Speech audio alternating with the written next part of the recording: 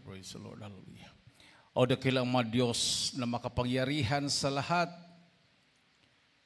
aming pinakamamahal na Panginoong Isus, sa oras ito, mahal na Panginoon, sa aking pagdadala ng balang mensahe, Ikaw, Diyos, magbigay sa akin ng karunungan at maglangis, buksan mo, mahal na Panginoong pangunawa ang bawat isang narito. Hipuin mo, Diyos, ang kanilang mga puso, ipaunawa mo sa kalamang ibang kaligtasan. Sa ganang akin o magagawa at sa pagdalangin namin kagalang-galang at minamahal Pastor Roel Solmeda kasi sinasaway ano magawa ng kaaway, demonyo ng hadlang at paglang lumayas sa magalitan. In Jesus' name. Hallelujah, hallelujah. Praise the Lord. Everybody say praise the Lord. Praise the Lord, hallelujah. Ang pinakamataas na pagpupuri, paglualhati, pagdakila, pagsamba ay sa ating pinakamamahal na Panginoong Jesus lamang. And we give a double respect and honor to our beloved and honorable evangelist, Pastor Weldy Estrada Almeda, and our dearly beloved and honorable assistant Pastor Lina Camon Almeida. Also great, and we choose the blessed memories and teachings of our dearly beloved parents in the Lord. Hallelujah. And also great beloved Almeida family. Praise the Lord.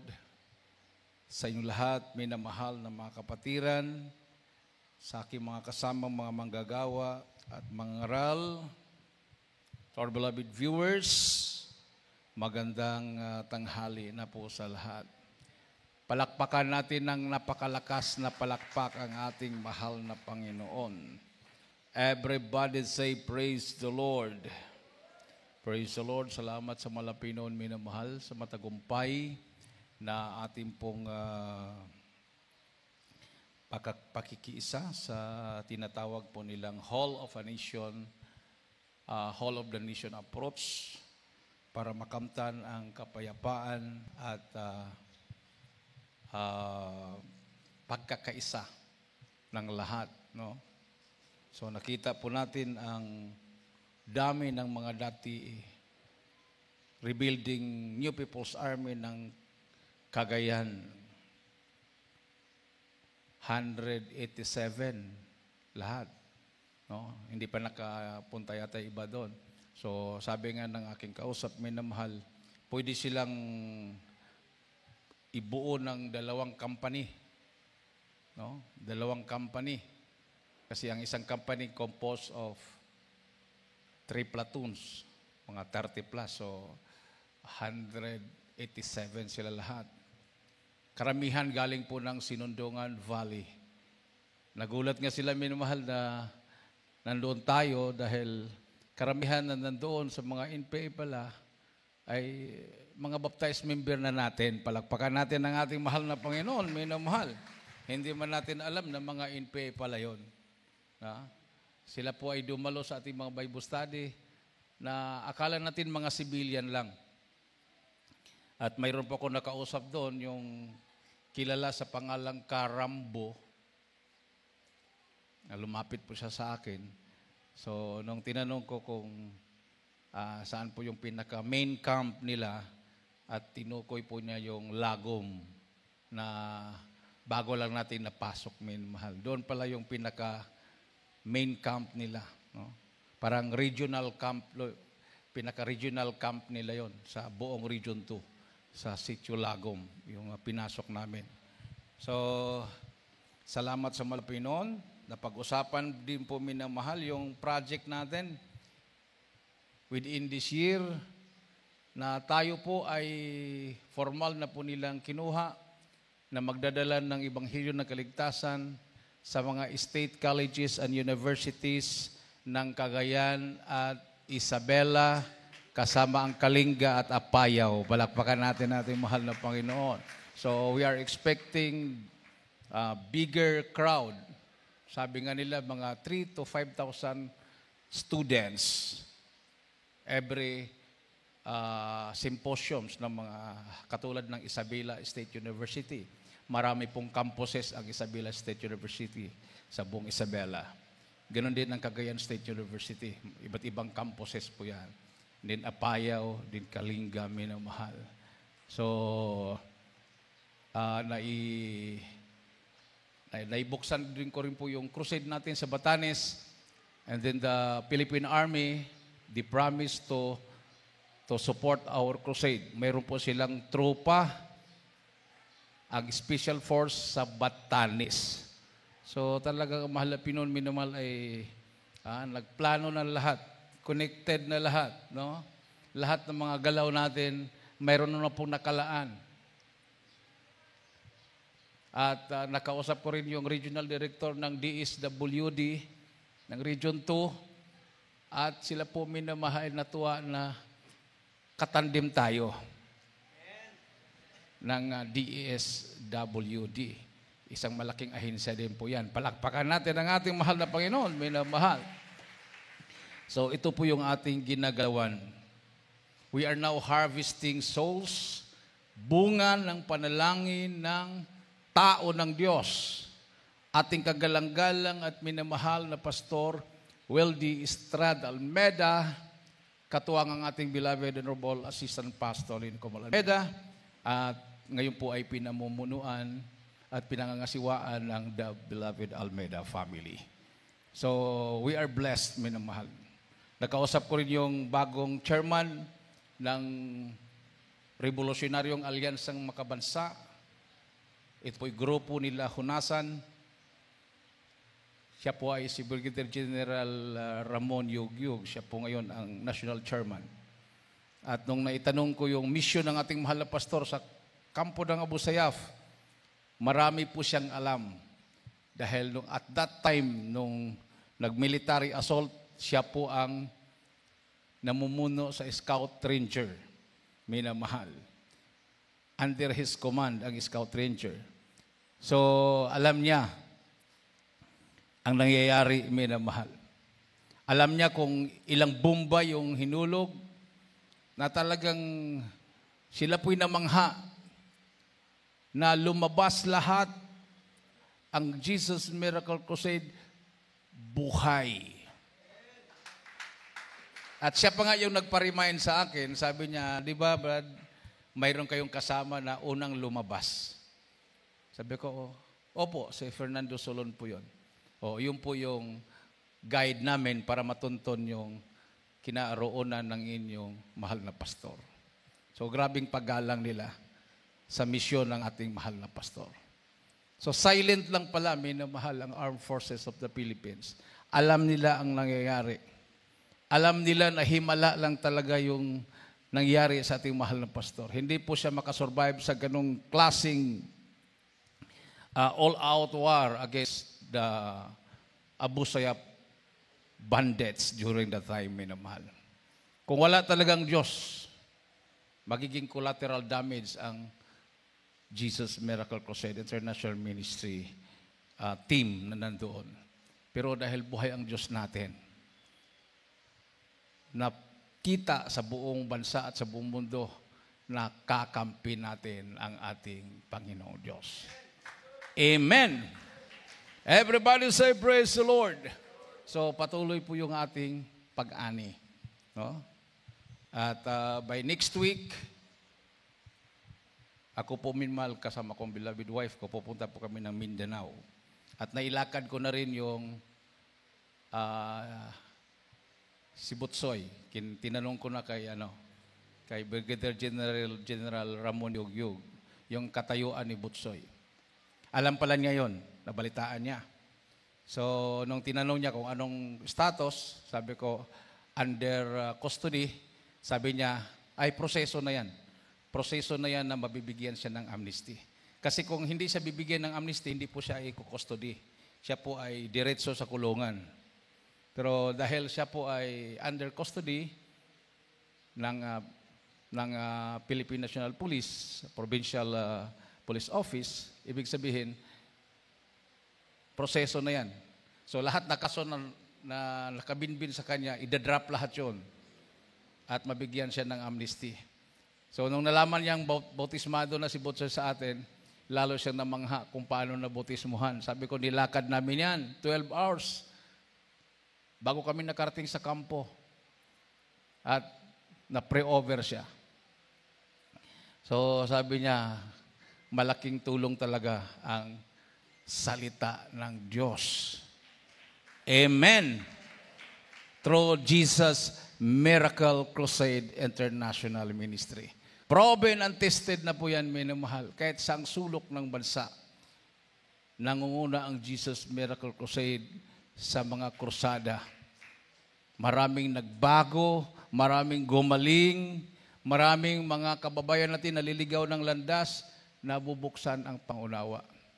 At alam po nila, minamahal, na ang ating mahal na pastor ang pinakaunang pastor. At that time,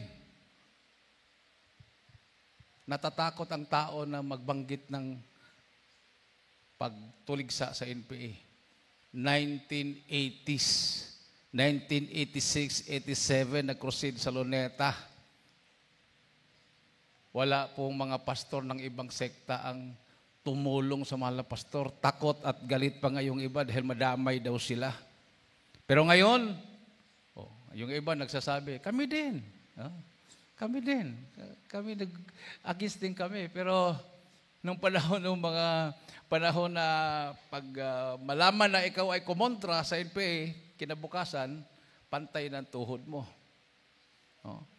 Pero ang mahal na pastor, nung siya ay kumontra sa komunismo, kahit siya po ay inaabangan, araw-araw may nag-aabang sa kanya, sa kanyang ulo, dahil may mga patong po ng mga pera na malalagang pera, wala po silang magawa. Natutulog na lang sila sa kaantay dahil pag magtanong sila anong ginagawa niyo yung pastor, nagpupuri. Nagpupuri. Alas 8 pa ng umaga. Tanong sila uli, mga alas 12, nagpupuri pa rin. Tanong na naman sila mga hapon, nagpupuri pa rin. Saka sabi nila, hindi ba napapakon sa pagpupuri itong pastor nila? Pag malaman nila minamahal na lumabas na, papunta ng gawain. Gusto nilang abangan na mamatay yung kanilang sasakyan. Kung matapatan man ang ating mahal na pastor sa mga traffic, yung mga area na may traffic light, hindi nabubuksan yung bintana ng kanilang sasakyan. O mabubuksan man at barilin, hindi puputok yung kanilang mga baril. So, ang bawat isa ay may patotoo. Ang mga NPA na naghangad sa kamatayan natin mahal na pastor, may patotoo sila na hindi umuobra ang kanilang baril. Ang mga sundalo na naghulog ng bumba at nagpaputok ng mga bala ng kanyon papunta sa kampo ng Abu Sayyaf, may patotoo sila na sa dami ng mga kawalan na bala ng kanyon at bumba galing sa Tora-Tora, imposibleng hindi madali ang ating mahal na pastor. Buhay talaga ang Diyos natin. Amen! Tama yung sinabi ng Bible, may namahal. Sa Isaiah 54:17, no weapon that is formed against thee shall prosper. Walang almas na ginawa ng tao magtatagumpay laban sa iyo. Bagamat sa iba po yan minamahal, sabi nila hindi daw yan literal. Hindi po natin sila ma-blame. Dahil hindi nga nila kasama ang Panginoon. Pero tayo, litra por litra nangyayari sa buhay natin yan. Amen! Basahin nga natin. Pakinggan po natin ang mainam. Amen. Dito po sa aklat ng Isaiah, Kapitulo 54, versikulo 17, ganito po ang sinasabi, walang almas na ginawa laban sa iyo ay pakinabangan at bawat dila na gagalaw laban sa iyo, kahatulan ay iyong hahatulan. Ito ang mana ng mga lingkod ng Panginoon at ang katwiran nila ay sa akin, sabi ng Panginoon. Amen. Everybody say, praise the Lord. No weapon that is formed against thee shall prosper. and every tongue that shall rise against thee in judgment, thou shalt condemn. This is the heritage of the servants of the Lord, and their righteousness is of me, saith the Lord. Mabasa din natin yan sa Isaiah 45, 24, and 25. At pong basahin sa Isaiah 45, 24, and 25. Sinabi dito,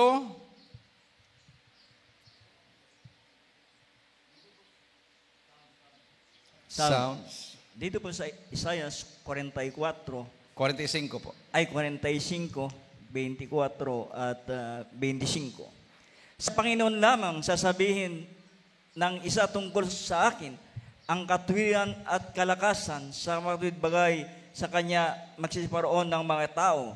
At ang lahat na nag-iinit laban sa Kanya ay mga papahiya. Sa Panginoon ay aring ganap ang buong lahi ng Israel at luluwalhati. Amen. Surely shall one say, in the Lord have I righteousness and strength. Even to him shall men come, and all that are incensed against him shall be ashamed. Sila po'y mapapahiya. No, mapapahiya. Pag ikaw ay lumalakad sa katuwiran ng malapinon, katulad ng Israel, sabi nga dito sa verse 25, in the Lord shall all the seed of Israel be justified and shall glory. Diba? Hindi man sila naman niwala na mga Israelites ang chosen people of God. Yung mga karatig bayan o mga neighboring countries na pumapaligid sa bansang Israel, hindi mo naman yan mapatango kagad na, oh sige, chosen people kayo. Sabihin ng mga Egyptian, oh chosen people yan, Israel na yan.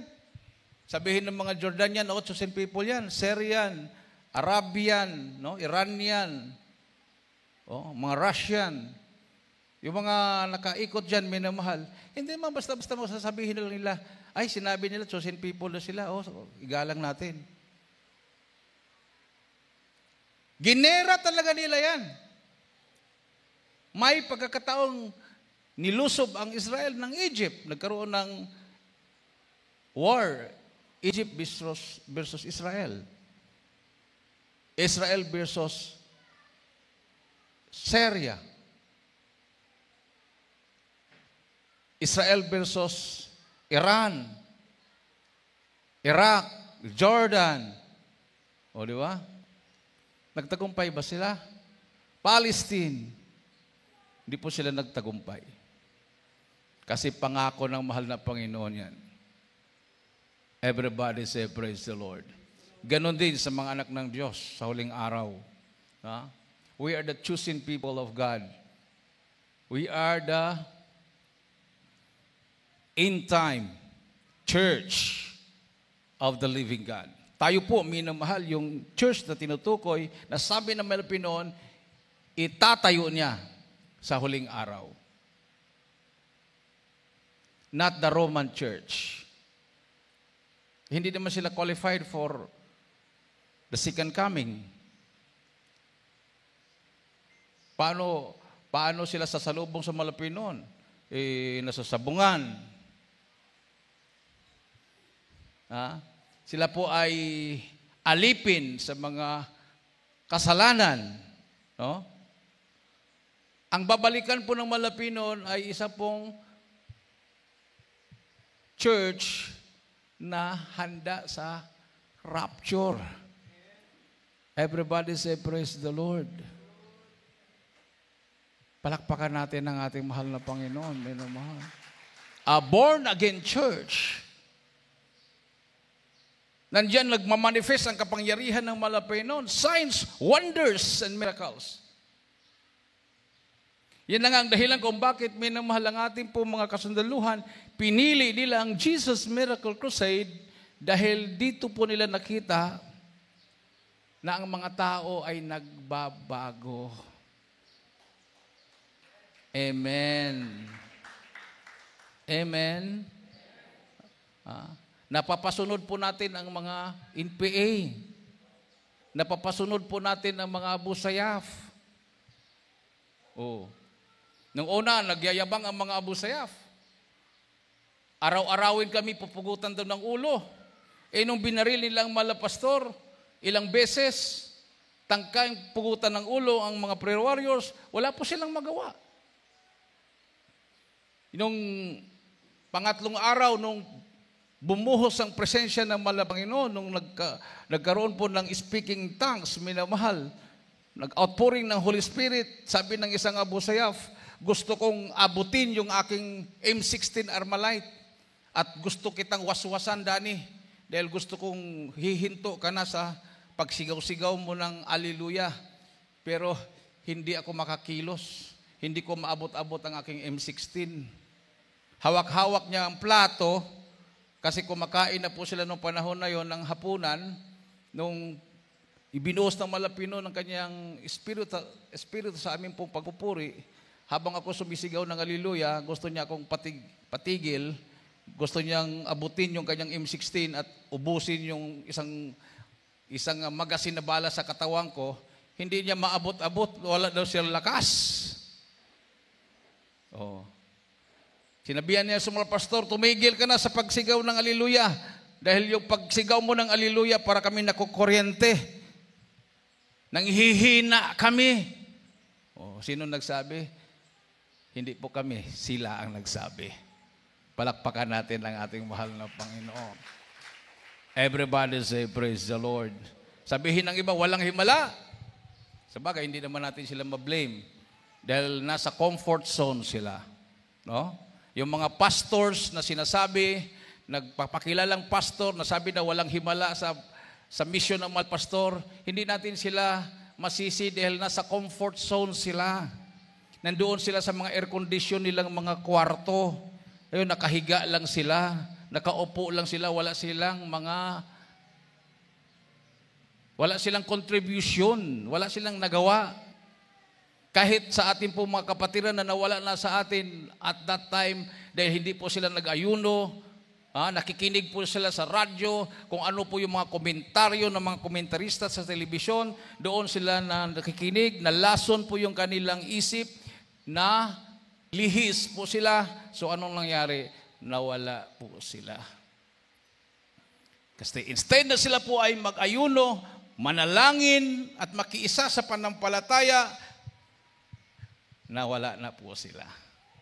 Pero yung mga kapatiran, simpleng mga kapatiran, hindi po sila kilala. Yung iba sa kanila, minamahal, halos nakapaalang. Wala pong mga sapatos, pag dumalo, nakatsinilas lang. Pero matatag ang kanilang pananampalataya. Nakiisa po sila sa ayuno. Nakiisa po sila sa pananampalataya. Hindi mapugutan ng ulo ng aming mahal na pastor. Makalabas sila ng buhay. Ganun po sila pag bumitaw ng pananampalataya. They are not professionals. They belong to, kumbaga, pinakamababang antas ng lipunan, pero pinakamataas ang antas ng kanilang pananampalataya.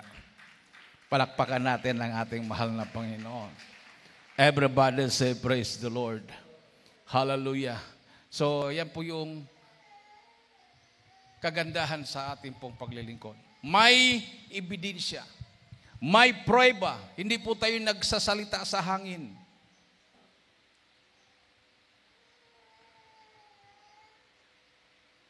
At yung 180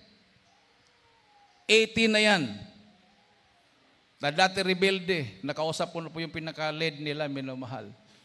They are now planning to receive water baptism in the name of Jesus Christ. Kasi habang nagpo-program sila, kinausap ko rin yung mga katabi ko, sila po ay nag-share din sa kanilang problema. Nung nabalitaan nila si Butsoy bautismado na, sabi nila, plano din po naming magpabautismo para mabigyan din kami ng amnesty. Kasi wala pa silang amnesty. Ongoing pa yung mga kaso nila. Bagamat nasa gobyerno na sila, pero ongoing pa yung kaso nila, minamahal. Nakabinbin pa sa korte. Sabi ko, sa kanila, walang ibang solusyon dyan. Magpabautismo po kayo. Sabi niya, nandyan na yan, isa na yan sa option nila. Pinag-iisipan na nila yan. No? Hindi ba kasi basta-basta makakonverte yung mga tao na yan, minamahal. Dahil talagang, kumbaga, malalaking isda. Pero nung inoffer ko yung bautismo, sabi nila, naka-schedule na yan.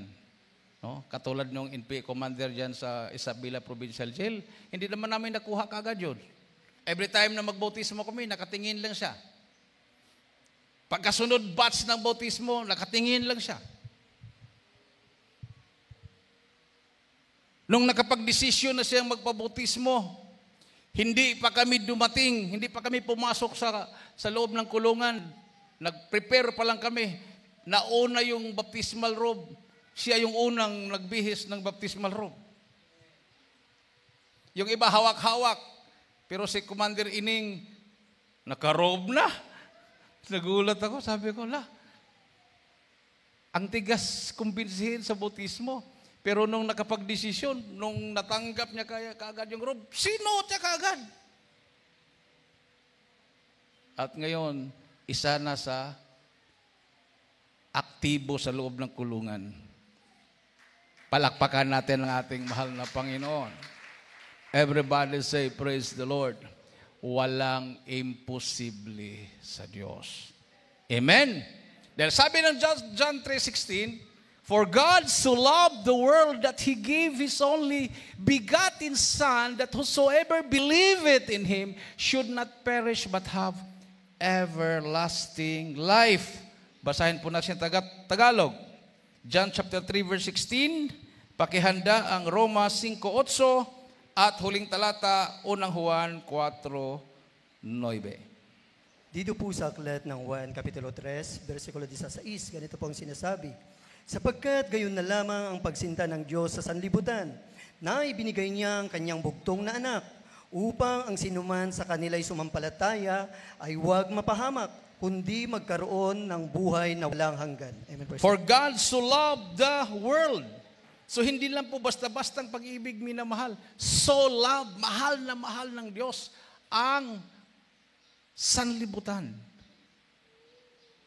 World means tayo po minamahal. Mga tao na mga makasalanan. Sabi nga ng Roma 3:10, walang matuwid. Wala kahit isa.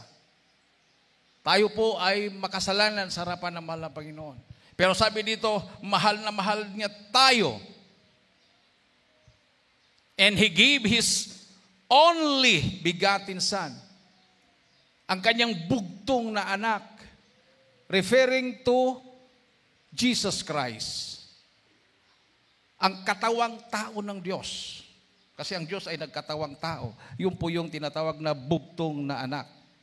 Yung kanyang katawang tao na ipinako sa cross ng Kalbaryo sa utos ng mga Romano. Dahil nung unang panahon, minamahal, under Roman Universal Empire, ang buong mundo kasama ng Israel. So, ang nagpako kay Kristo sa cross ay ang mga Roman soldiers. Ang mga Hudyo nung panahon na yon, ang mga pari sa Israel, under ng Roman soldiers. So wala silang magawa, kundi sunuran sila sa mga Romano nung panahon na yon, minamahal. Naghari na ang Romano nung panahon na yon.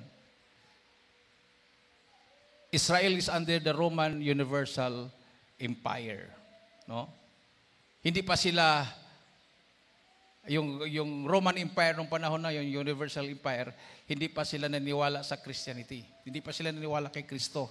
During Constantine lang yun nung naniwala sila. So, nagiging Roman Church na sila. Pero during the time, Roman Empire, hindi pa sila tinawag na church. They are the enemy. They were the enemy of the church. So, sila po yung nagpapako kay Kristo sa cross. So sabi dito, ang maniwala kay Kristo ay magkaroon ng buhay na walang hanggan. Roma 5:8, ito po din ang nakasulat. Ito po sa Roma 5 ang talatay 8. Datapwat pinagtatagubilin ng Diyos ang kanyang pag-ibig sa atin na nang tayo'y mga makasalanan pa, si Kristo ay namatay dahil sa atin. Amen. Palakpakan natin ang ating mahal na Panginoon. Everybody say praise the Lord. So sabi dito, minamahal, but God commendeth His love toward us in that while we were yet sinners, Christ died for us.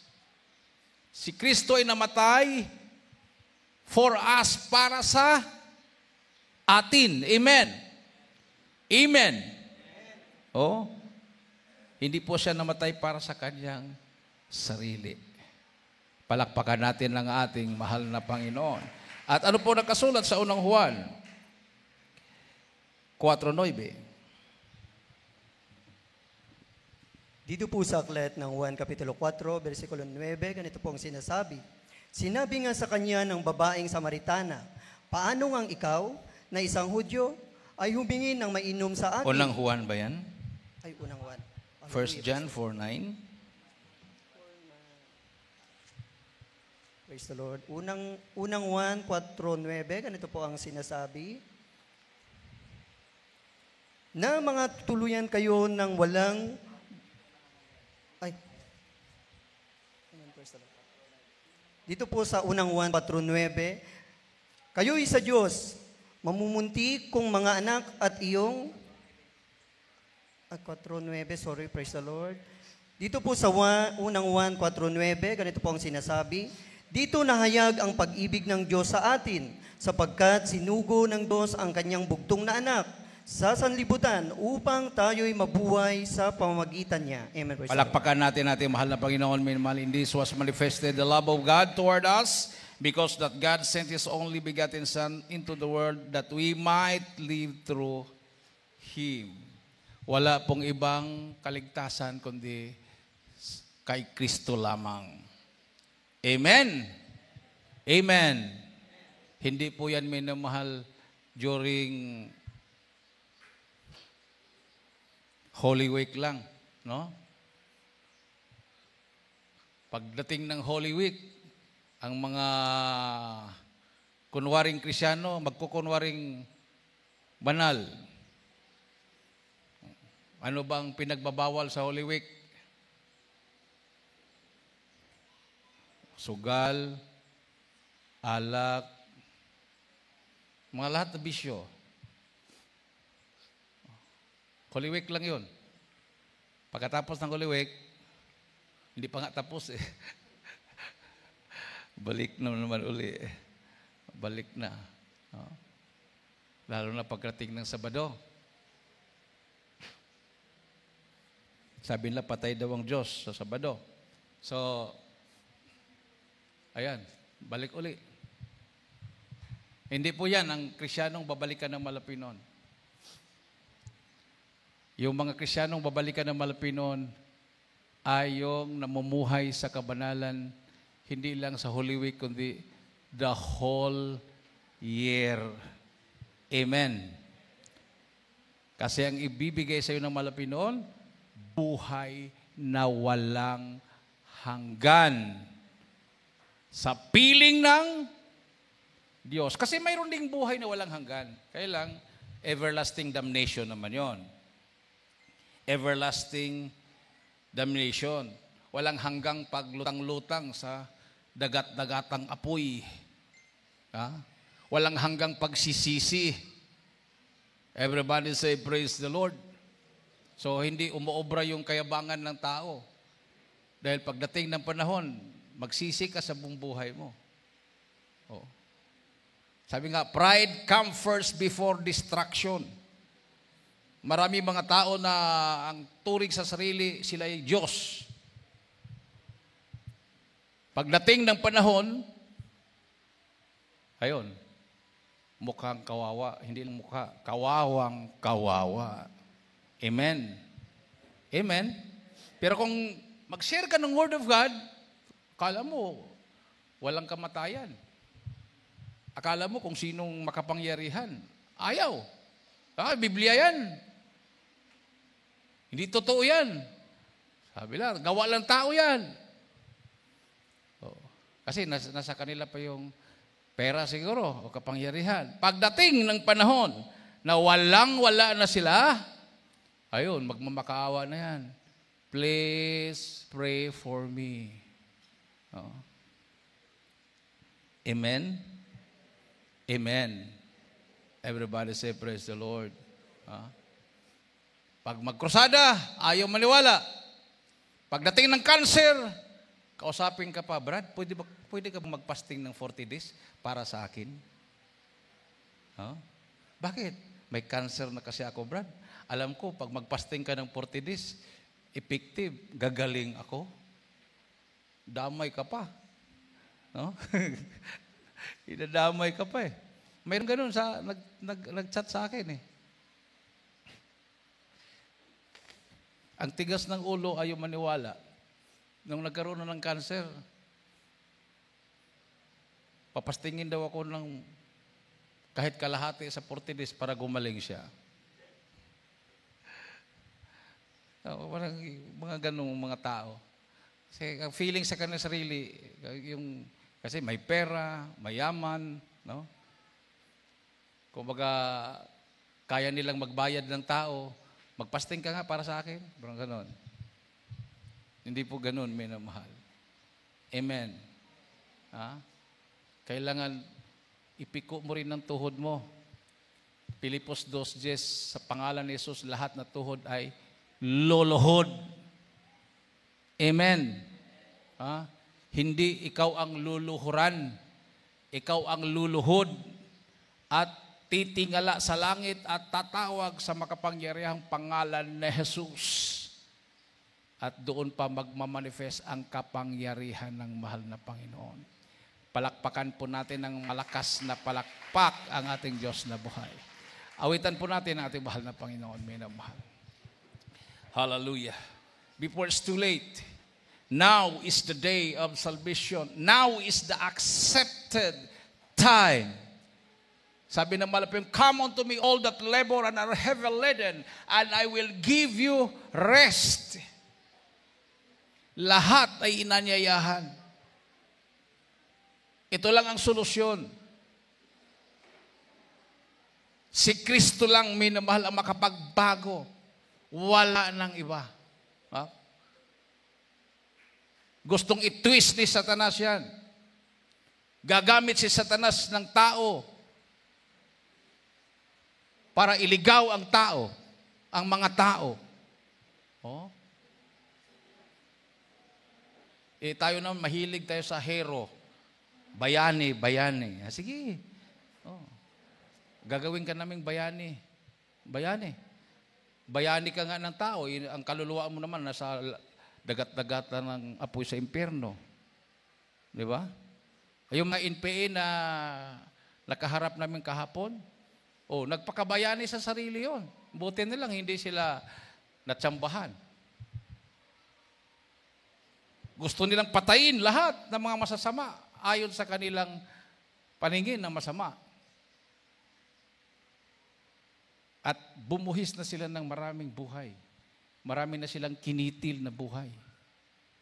Hanggang dumating yung punto na realize nila, mali pala.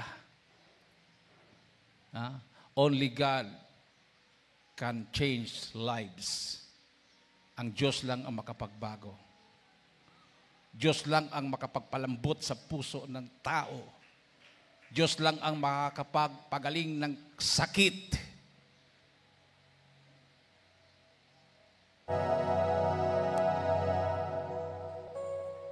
Itaas po ang ating mga kamay. Hallelujah.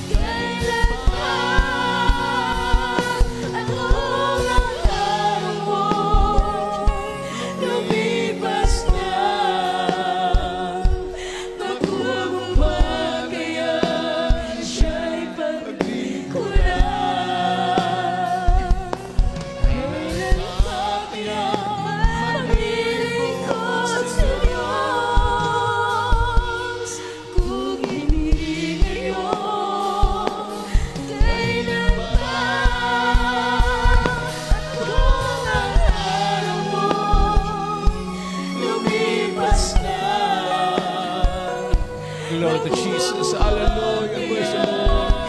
Hallelujah. Hallelujah. Hallelujah.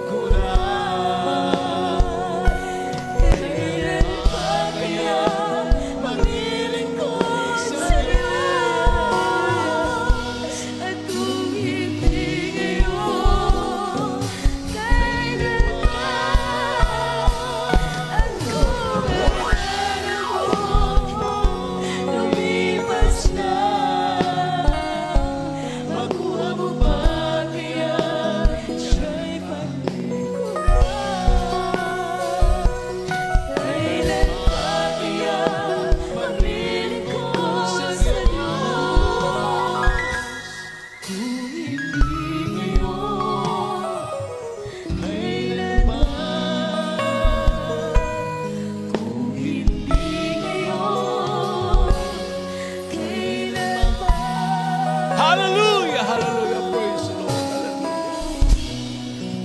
Praise the Lord. Para po sa mga baguhan, minamahal. Sa ating pong mga beloved viewers, mayroon pa kayong kasama dyan sa inyong pong papanood na hindi pa isinuko ang buhay sa Malapinon. Ngayon po ang tamang panahon. Now is the day and now is the time. Hallelujah. Mayroon pong 4 na reglamento ang kaligtasan. Unang-unang pananampalataya na makakamtan sa pakikinig at pakikinig sa salita ng Diyos. Pangalawa, pagsisisi at magbalik loob sa Malapinoon para babalik ang mga pagpapala sa iyo na nagmumula sa Diyos. Pangatlo, bautismo sa tubig sa pangalan ng Panginoon Jesucristo para mahugasan na patawad ng makasalanan. At pang-apat, Diyos na ang gagawa, babautismuhan ka ng kanyang banal na Espiritu. Sumunod sa panalangin ang lahat ng mabaguhan. Mahal na Panginoon Jesus, maraming salamat sa Ebanghelyo ng Kaligtasan na aking napakinggan. Mahal na Panginoon, patawarin mo ako sa lahat na aking mga nagawang kasalanan. Ako po'y taos-puso na nagsisisi. Tinatanggap kita na aking personal na tagapagligtas, Panginoon, Diyos at Hari ng aking buhay. Pumasok ka sa aking puso. Isulat mo aking pangalan sa aklat ng buhay sa kalangitan. Iligtas mo ako, sampungin mo sa buhay. Ako maglilingkod sa iyo mula ngayon hanggang siyang pagbalik. Hallelujah. Hallelujah. In Jesus' name I pray.